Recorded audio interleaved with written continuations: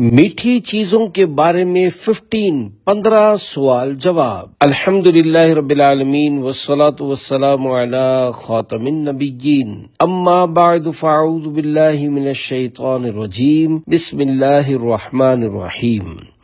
امیر اہل سنت دامت برکاتہم العالیہ کے ملفوظات کا تحریری گلدستہ، میٹھی چیزوں کے بارے میں 15 سوال جواب۔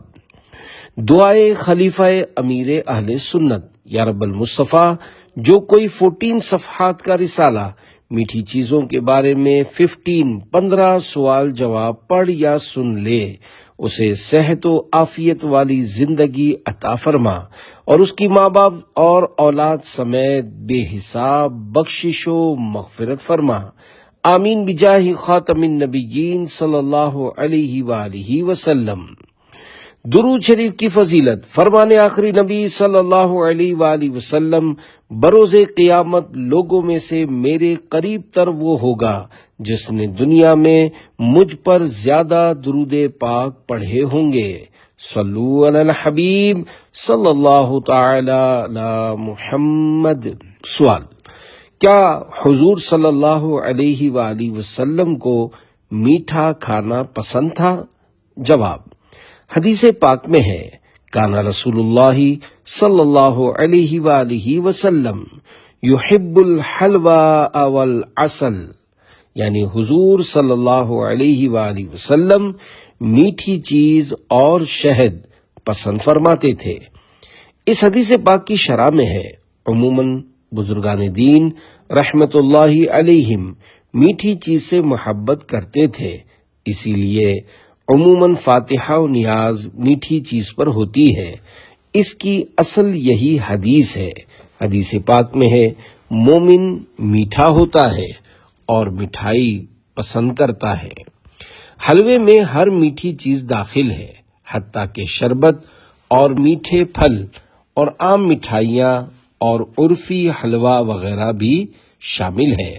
مروجہ حلوہ سب سے پہلے مسلمانوں کے تیسرے خلیفہ حضرت عثمان غنی رضی اللہ عنہ نے بنایا اور اسے رسول اللہ صلی اللہ علیہ وآلہ وسلم کی خدمت میں پیش کیا، جس میں آٹا، گھی اور شہد تھا۔ حضور صلی اللہ علیہ وآلہ وسلم نے بہت پسند کیا اور فرمایا، فارسی لوگ اسے دخیس کہتے ہیں۔ سوال: آپ کی پسندیدہ مٹھائی کون سی ہے؟ جواب: حدیث پاک میں ہے، کان النبی صلی اللہ علیہ وآلہ وسلم یحب الحلوى والعسل، یعنی نبی کریم صلی اللہ علیہ وآلہ وسلم میٹھی چیز اور شہد پسند فرماتے تھے۔ جو لوگ علماء کرام پر اعتراض کرتے ہیں کہ یہ حلوہ کھاتے ہیں، انہیں ڈرنا چاہیے کہ سارے علماء کے آقا و مولا صلی اللہ علیہ وآلہ وسلم کو حلوہ پسند تھا۔ اب حلوے میں سوجی کا حلوہ، سوہن حلوہ، گاجر کا حلوہ اور سردی گرمی کے دیگر تمام حلوے شامل ہیں۔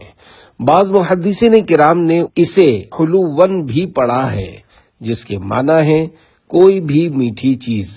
یوں پیارے آقا صلی اللہ علیہ وآلہ وسلم کو میٹھی چیزیں پسند تھیں۔ اسی طرح شہد بھی میٹھا ہے، اس میں شفا اور بڑے فوائد اور برکتیں بھی شامل ہیں۔ یہ بھی ہمارے پیارے آقا صلی اللہ علیہ وآلہ وسلم کو پسند تھا۔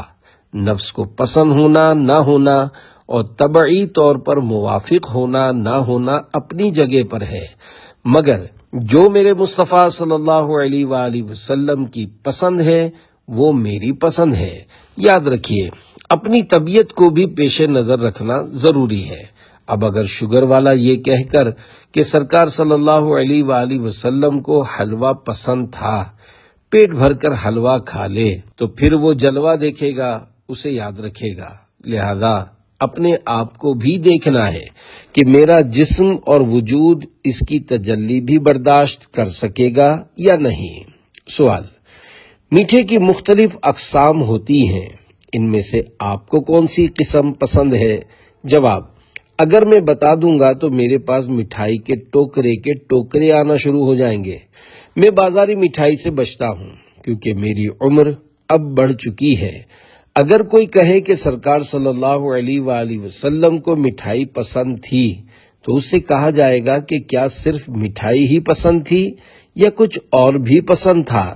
دن میں ایک بار کھانا سنت ہے، جبکہ ہم 10 بار کھائیں تب بھی ہمارا پیٹ نہیں بھرتا۔ حالانکہ ایک بار کھانا بھی سرکار صلی اللہ علیہ وآلہ وسلم کا عمل ہے۔ سرکار صلی اللہ علیہ وآلہ وسلم کو مٹھائی پسند تھی۔ موجودہ مٹھائیوں کو اس کے تحت لینا ضروری نہیں ہے۔ آج کل مٹھائیوں میں ملاوٹیں ہوتی ہیں اور ان کی تیاری میں گلی سڑی چیزیں اور باسی دودھ استعمال ہوتا ہے، جس کے باعث بسا اوقات مٹھائیوں میں زہر پیدا ہو جاتا ہے۔ کھویا اس میں نمایاں ہے کہ غالباً سب سے زیادہ فوڈ پوائزن کھوئے سے ہوتا ہے۔ مجھے مٹھائی نہ بھیجی جائے، اور اگر کوئی بھیج دے تو پھر مجھے کھانے میں احتیاط سے کام لینا چاہیے۔ صلو علی الحبیب صلی اللہ علی محمد۔ دینی اور دنیاوی مشہور شخصیات کو محتاط رہنا چاہیے۔ دینی اور دنیاوی مشہور شخصیات کو خطرات لاحق ہوتے ہیں، لہذا ان کے لیے احتیاط اچھی ہے۔ گجراتی زبان کی کہاوت ہے، چیتنا نر سدا سکھی، یعنی جو محتاط ہوتے ہیں وہ ہمیشہ سکھی رہتے ہیں۔ میرے پاس لوگ شہد بھی بھیجتے ہیں۔ عام طور پر یہ ہوتا ہے کہ چیزیں لانے والوں کی پہچان تو ہوتی ہے، مگر یہ پتہ نہیں ہوتا کہ انہیں کس نے دی ہے۔ عین ممکن ہے کہ پنجاب، بلوچستان، سندھ اور دیگر ممالک سے آنے والے اسلامی بھائیوں نے مجھ تک پہنچانے کے لیے انہیں دی ہوں۔ تو یوں مجھ تک چیزیں ڈائریکٹ نہیں بلکہ واسطے کے ساتھ پہنچتی ہیں۔ اب اگر مجھ تک پہنچنے والی چیز صاف ستھری بھی تھی تو جب یہ کسی ذریعے سے پہنچی تو رسکی ہو گئی، لہذا مہربانی کر کے اس طرح کی چیزیں مجھے نہ بھیجا کریں، کیونکہ جب مختلف ذرائع سے آپ کی بھیجی ہوئی چیز میرے پاس آئے گی تو ان کے پاس رکے گی۔ مثلا فیضان مدینہ میں کسی کے پاس رکے گی، اور جتنا عرصہ کسی کے پاس رکے گی تو نہ جانے کس کس کی اس پر نظر ہوگی کہ یہ چیز خاص فلاں کے لیے جا رہی ہے۔ یوں اس میں آزمائش ہو سکتی ہے۔ اب اس وضاحت کے بعد کسی کو مایوس بھی نہیں ہونا چاہیے کہ ہم نے یہ بھیجا تھا، وہ بھیجا تھا، اس کا کیا حشر ہوا ہوگا، کیونکہ میں نے یہ وضاحت پہلی بار نہیں کی بلکہ اس سے پہلے کئی بار اس طرح کی وضاحتیں کر چکا ہوں۔ مجھے آپ کی ان چیزوں کی نہیں بلکہ آپ کی ضرورت ہے۔ اگر آپ قافلوں کے مسافر بنیں اور 12 دینی کاموں کی دھومیں مچائیں تو یوں سمجھ لیجئے کہ آپ مجھے مل گئے۔ میں بڑا امیر و کبیر ہوں، شہ دو سرا کا اسیر ہوں، در مصطفیٰ کا فقیر ہوں، میرا رفعتوں پہ نصیب ہے۔ سوال: بعض لوگ مٹھائی بنانے کے لیے شکر استعمال کرتے ہیں اور بعض لوگ سیکرین، تو یہ ارشاد فرمائیے کہ مٹھائی میں شکر ڈالنا درست ہے یا سیکرین؟ جواب: میں تو شکر اور سیکرین دونوں سے ڈرتا، یعنی استعمال کرنے میں احتیاط کرتا ہوں، مگر شکر حسب ضرورت استعمال ہو ہی جاتی ہے۔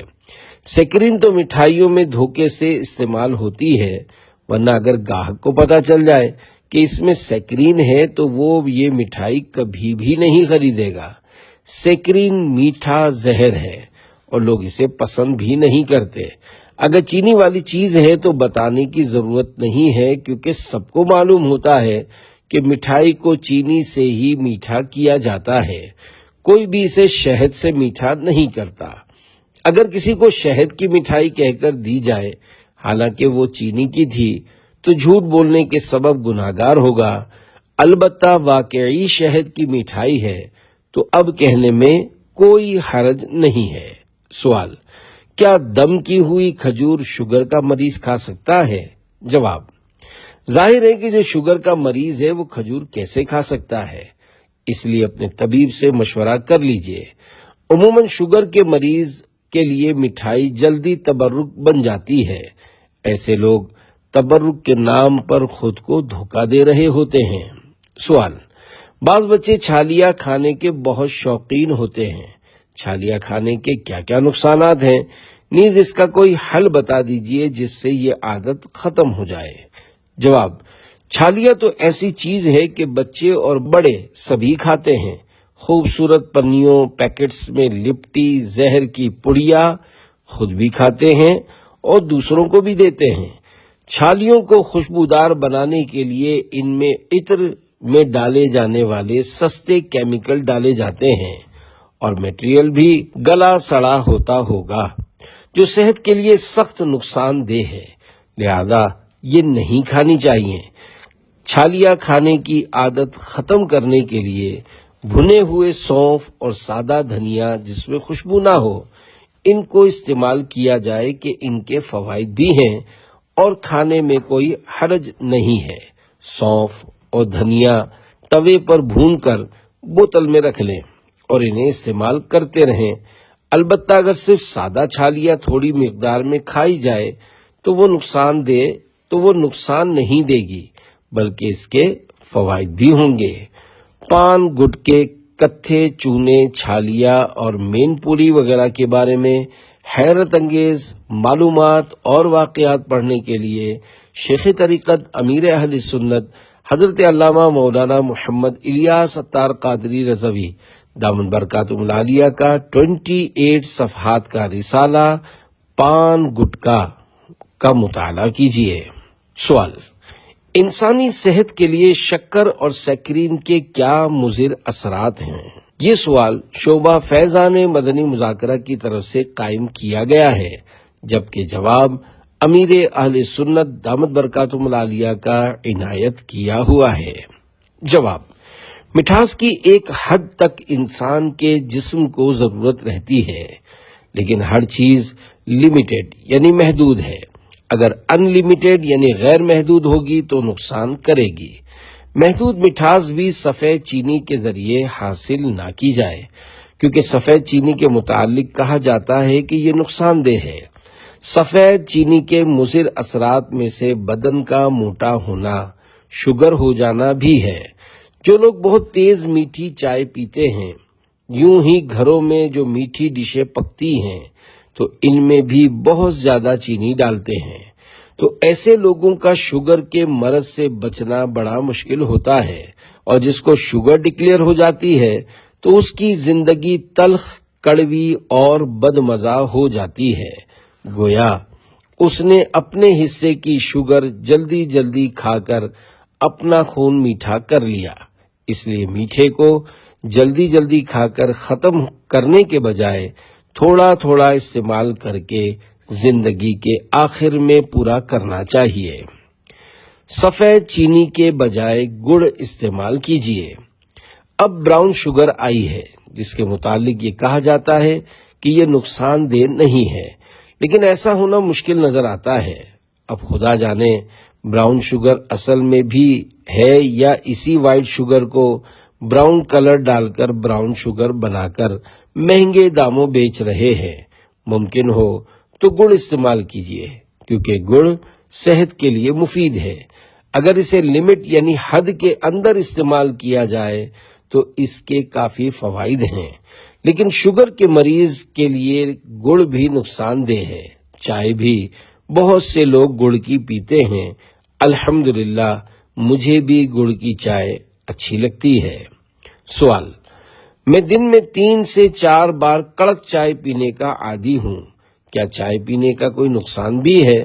جواب: آپ کی عمر کے حساب سے میں مشورہ دوں گا کہ آپ فوری طور پر اپنے گردے چیک کروا لیں، کیونکہ چائے گردے کو نقصان کرتی ہے۔ کڑک چائے تو اور بھی زیادہ خطرناک ہے، پھر اسے دن میں 3 4 بار پینا مزید نقصان دہ ہے۔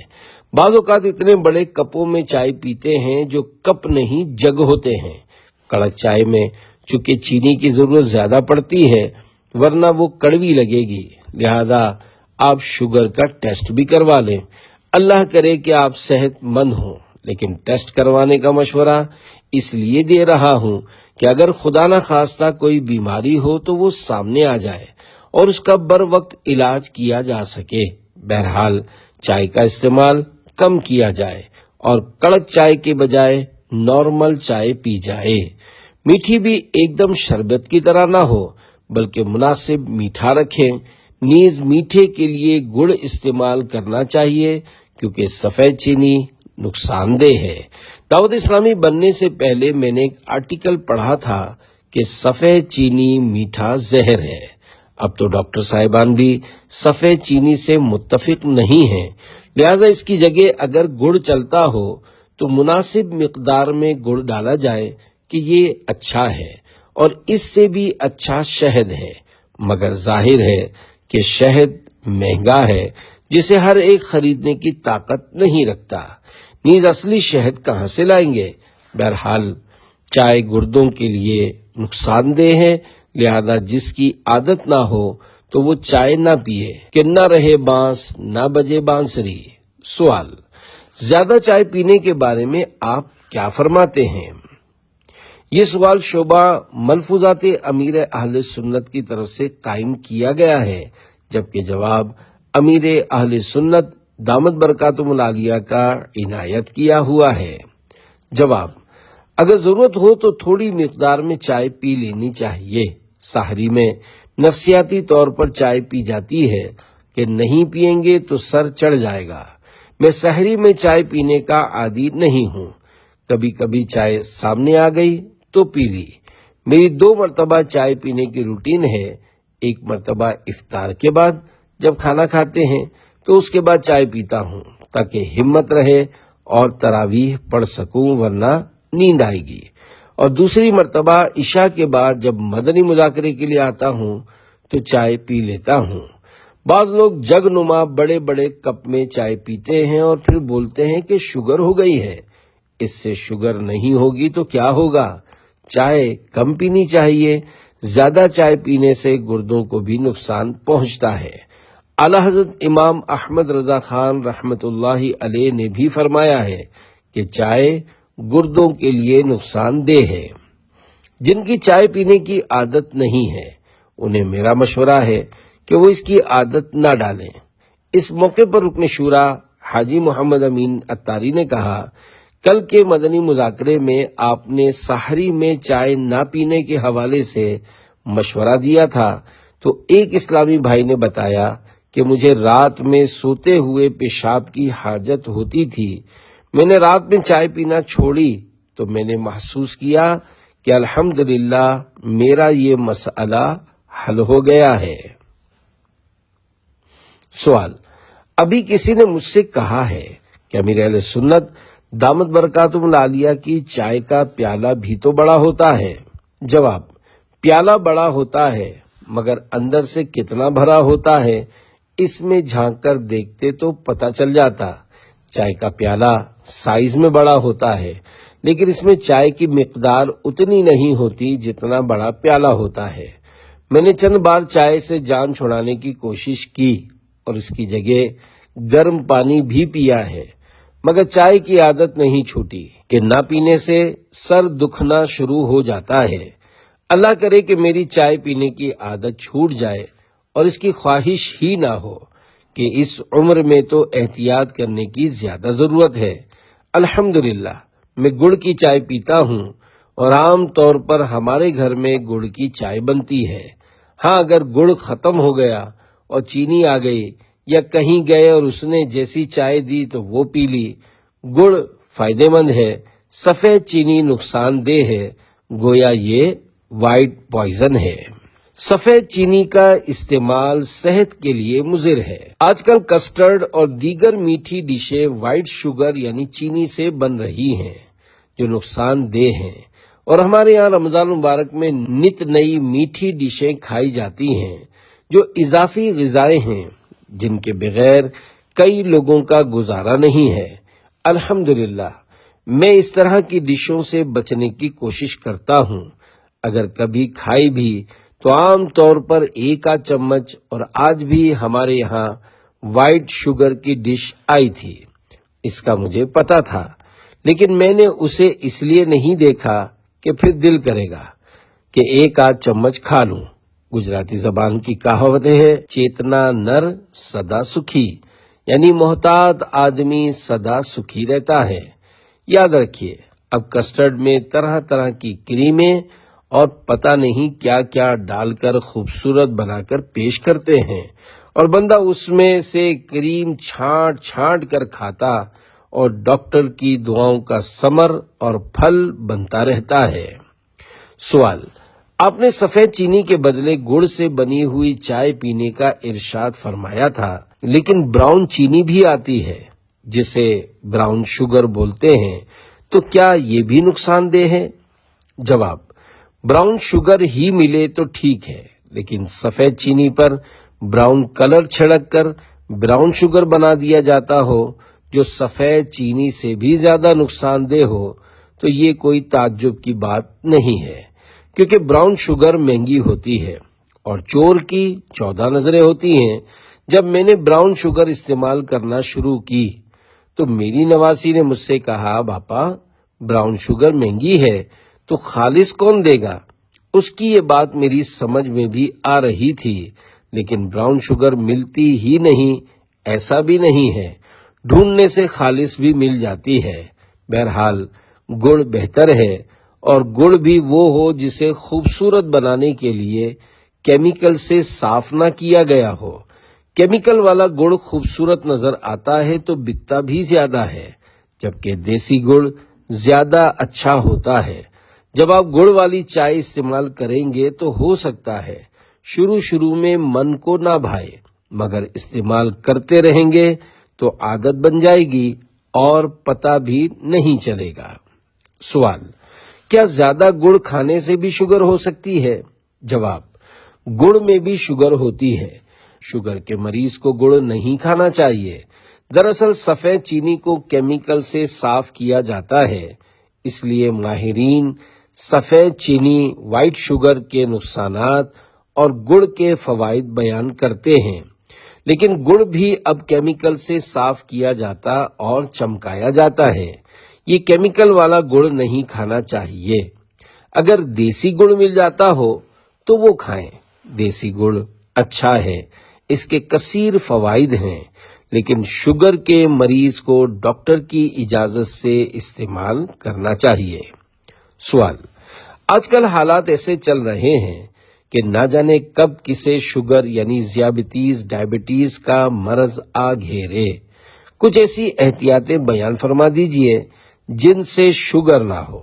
نیز یہ بھی ارشاد فرمائیے کہ کیا صرف میٹھا کھانے سے ہی شوگر ہوتی ہے یا شوگر ہونے کے اور بھی اسباب ہیں؟ جواب: شوگر ہونے کے کئی اسباب ہوتے ہیں۔ ایک سبب تو میٹھی چیزیں اور مٹھائیاں ہیں۔ ہمارے ہاں وائٹ شوگر بہت استعمال کی جاتی ہے۔ لوگ چائے میں بھی ڈبل مقدار میں چینی ڈال کر پی رہے ہوتے ہیں۔ ایک تو چائے کا کپ بھی بڑا ہوتا ہے، میں اسے جگ بولتا ہوں۔ اس جگ نما کپ میں جب زیادہ مقدار میں چینی ڈالتے ہیں تو چائے نہیں رہتی، میٹھا شربت بن جاتی ہے۔ ایسا کرنے والے لوگ عموماً شوگر کے مریض بن جاتے ہیں اور بہت تکلیف اٹھاتے ہیں۔ بہرحال سب اپنے اور دوسروں کے حال پر رحم کریں اور اتنی میٹھی چائے نہ پئیں۔ یوں ہی بکثرت مٹھائی کھانے والے بھی احتیاط کریں، کیونکہ شوگر کہہ کر نہیں آتی، بس آ جاتی ہے۔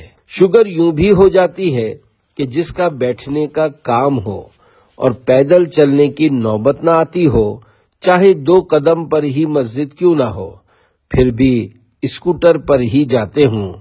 اسی طرح آفس وغیرہ جانے کے لیے بھی اسکوٹر ہی استعمال کرتے ہوں، تو ایسے لوگوں کو بھی شوگر ہونے کے امکانات زیادہ ہوتے ہیں۔ اس کے علاوہ جو لوگ زیادہ کھانے کے عادی ہوتے ہیں انہیں بھی شوگر ہونے کا امکان ہوتا ہے، کیونکہ چینی کے علاوہ دیگر چیزوں جیسے چاول میں بھی شوگر ہوتی ہے۔ چاول کے بارے میں تجربے کار لوگ کہتے ہیں کہ اگر چاول ابال کر اس کا پانی نکال دیا جائے تو پھر چاول شوگر نہیں کرتا۔ اس کے علاوہ چاول کی نقصان دہ چیزیں بھی نکل آتی ہیں، جس کی وجہ سے حفاظت رہتی ہے۔ عموماً جب بریانی بنائی جاتی ہے تو چاول ابال کر پانی نکال دیا جاتا ہے۔ اگر کبھی ابلے ہوئے چاول کھانے ہوں تب بھی پانی نکال دینا چاہیے۔ ہاں، یہاں ایک بات عرض کر دوں کہ بعض میٹھی چیزیں ایسی ہیں جن سے شوگر نہیں ہوتی، جیسے ڈائٹ یعنی پرہیزی غذاؤں کے ذریعے علاج کرنے والے ڈاکٹرز جو سبزیوں اور پھلوں سے علاج کرتے ہیں، ان کا دعویٰ ہے کہ آم یعنی مینگو سے شوگر نہیں ہوتی۔ اگرچہ مجھے باقاعدہ شوگر نہیں ہے، لیکن میرا اپنا تجربہ بھی ہے کہ آم سے شوگر نہیں بڑھتی۔ الحمدللہ آم میں مٹھاس بھی ہے، لیکن ایسے قدرتی اجزاء بھی ہیں جو شوگر نہیں ہونے دیتے۔ میں نے اس مرتبہ ایک دن میں 3 4 آم بھی کھائے ہیں، لیکن اللہ پاک کی رحمت سے شوگر نہیں بڑھی۔ پچھلے سال بھی مجھے یہ تجربہ رہا تھا کہ آم سے شوگر نہیں بڑھی تھی، لیکن ان سب کے باوجود میں آم کھانے کا مشورہ نہیں دوں گا، ورنہ میرے اوپر بات آ جائے گی، کیونکہ ممکن ہے کہ آپ 2 لڈو کھانے کے بعد 1 آم کھا لیں اور آپ کی شوگر بڑھ جائے، تو آپ کہیں گے کہ مدنی چینل پر آم کھانے کا کہا گیا تھا، اس لیے میں نے آم کھائے تھے، لیکن اب میں بستر پر آ گیا ہوں، حالانکہ شوگر لڈو کی وجہ سے بڑھی تھی، نہ کہ آم کی وجہ سے، لیکن پھر بھی بدنام آم ہو جائے گا۔ اس لیے چاہے لڈو کھانا ہو یا آم کھانا ہو، اپنے ڈاکٹر سے مشورہ کر لینا، مجھے داؤ پہ مت لگا دینا۔ یہ بھی ممکن ہے کہ آپ کا ڈاکٹر آپ کو آم کھانے سے منع کر دے اور کہے کہ یہ کیسے ہو سکتا ہے کہ آم سے شوگر نہ ہو، آم تو بہت میٹھا ہوتا ہے۔ اگر ڈاکٹر منع کرے تو پھر آپ اس کی بات پر عمل کیجیے گا، اس سے آپ کی کچھ نہ کچھ رقم ہی بچ جائے گی۔ شوگر کا روحانی علاج، دعوت اسلامی کے مکتبۃ المدینہ کی کتاب مدنی پنصورہ امیر اہل سنت دامت برکاتہم العالیہ کی کتاب ہے اور اس کے 455 صفحات ہیں۔ یہ کتاب مشہور قرآنی سورتوں، دعاؤں، درودوں، روحانی و طبی علاجوں کا دلچسپ مجموعہ ہے۔ اس کتاب کا ہر گھر میں ہونا مفید ہے۔ مکتبۃ المدینہ سے ہدیتاً حاصل کی جا سکتی ہے۔ دعوت اسلامی کے مکتبۃ المدینہ کی کتاب مدنی پنصورہ میں شوگر کا علاج موجود ہے۔ قرآن کریم کی آیت مبارکہ ہے، ربی ادخلنی مدخل صدق واخرجنی مخرج صدق واجعل لی من لدنک سلطانا نصیرا۔ پارہ 15 سورہ بنی اسرائیل آیت 80۔ آسان ترجمہ قرآن کنز العرفان۔ اور اے حبیب یوں عرض کرو کہ اے میرے رب مجھے پسندیدہ طریقے سے داخل فرما اور مجھے پسندیدہ طریقے سے نکال دے، اور میرے لیے اپنی طرف سے مددگار قوت بنا دے۔ اس قرآنی دعا کو روزانہ صبح و شام 3 بار، اول و آخر 3 بار درود شریف پڑھ کر پانی پر دم کر کے پئیں جب تک مرض ختم نہ ہو۔ یہ عمل روزانہ کرنا ہے۔ صبح شام کی تعریف بھی سن لیجئے۔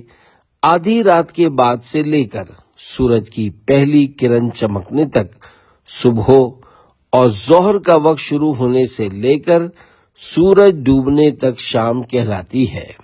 ان اوقات میں جو ورد اور وظیفہ پڑھ لیں گے وہ صبح شام پڑھنا کہلائے گا۔ سوال، کیا کھانے کے درمیان میٹھا کھانا سنت ہے؟ جواب، یہ بات زمانے سے مشہور ہے کہ جب کھانا کھانے بیٹھیں تو میٹھی ڈش لازمی ہونی چاہیے۔ آج کل یہ رواج ہے کہ آخر میں میٹھا کھاتے ہیں، حالانکہ میٹھا خالی پیٹ میں زیادہ مفید ہوتا ہے کہ اس سے آنکھوں کو فائدہ ہوتا ہے، اسی لیے افطار کی کھجور بھی شروع میں کھائی جاتی ہے۔ دراصل پیٹ میں ایک آنت ہے جو صرف میٹھا ہی قبول کرتی ہے، لہذا کھانے کے درمیان کچھ نہ کچھ میٹھا کھانا چاہیے۔ درمیان میں میٹھا کھانے سے یہ مراد نہیں کہ اگر 2 روٹیاں کھاتا ہے تو 1 روٹی کھا کر میٹھا کھائے، اس کے بعد دوسری روٹی شروع کرے۔ ظاہر ہے اگر ایسا ہوگا تو پھر سالن کی مقدار اور بوٹیوں کی تعداد بھی اول و آخر برابر کرنی پڑے گی، اور یہ ایک مشکل بات ہے جو مقصود بھی نہیں ہے۔ بہرحال کھانے کے درمیان میٹھا کھانا سنت ہے۔ تو یوں بھی کر سکتے ہیں کہ پہلے تھوڑا نمک کچھ نمکین چکھ لیں، پھر میٹھا کھا لیں، اس کے بعد پھر کچھ نمکین کھا لیں، یہ بھی کھانے کے درمیان میٹھا کھانا ہی کہلائے گا۔ سوال: بعض دکاندار جلیبی والا تیل بار بار استعمال کرتے ہیں، حالانکہ یہ 3 سے 4 مرتبہ استعمال ہو جائے تو انسانی صحت کے لیے نقصان دہ ہوتا ہے، ان کا ایسا کرنا کیسا ہے؟ جواب: ڈاکٹروں کی تحقیق یہ ہے کہ ایک بار جس تیل میں کوئی چیز مثلاً کباب، سموسے اور پکوڑے وغیرہ تل لیے گئے تو وہ تیل اب کام کا نہ رہا اور نقصان دہ ہو گیا، جبکہ جلیبی والے تو 3-4 بار استعمال کرتے ہیں۔ اگر تیل کو دوبارہ استعمال کرنا ہو تو اس کے نقصانات کم کرنے کا یہ طریقہ بتایا گیا ہے کہ اس کو اچھی طرح چھان کر فریج میں رکھ دیجئے اور پھر استعمال کر لیجئے۔ بہرحال شرعی طور پر یہ نہیں کہا جائے گا کہ یہ ایک طبی تحقیق پر عمل کرتے ہوئے سارا تیل پھینک دیا جائے، کیونکہ روزانہ ہزاروں نہیں بلکہ لاکھوں روپے کا تیل اسی طرح کا ہوتا ہوگا۔